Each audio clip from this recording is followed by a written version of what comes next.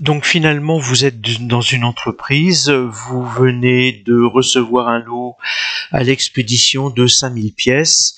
Ce lot doit partir dans la journée, si possible hier.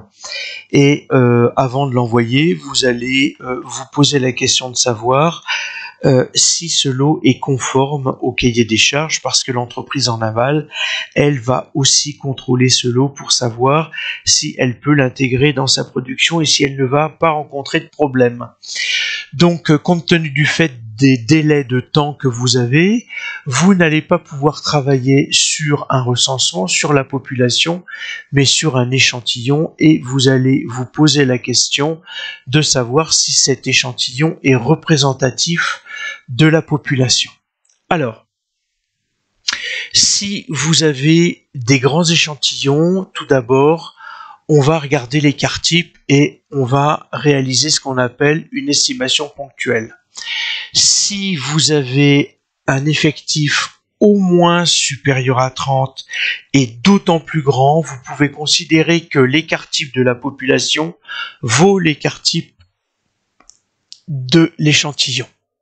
Si vous êtes avec des petits échantillons, parce que c'est une production très faible, eh bien, l'estimation ponctuelle va se faire de la forme suivante. Vous avez un résultat d'écart type de l'échantillon, auquel vous allez multiplier la racine du rapport de l'effectif total par l'effectif moins 1. Et ce résultat va vous donner la valeur de l'écart type de la population. C'est entre autres ce que fait systématiquement votre calculatrice quand vous avez fait une étude statistique d'une variable. Vous voyez que j'ai une valeur de moyenne et puis je vais avoir deux valeurs, S et sigma. Alors attention, sigma c'est l'échantillon pour la calculatrice, S c'est pour la population. Vous voyez que la valeur de la population est supérieure, la valeur de l'écart type de la population est supérieure à celui de l'échantillon.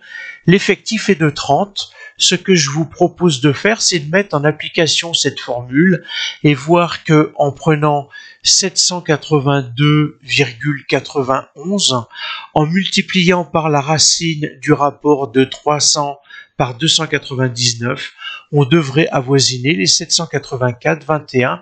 Je vous laisse faire.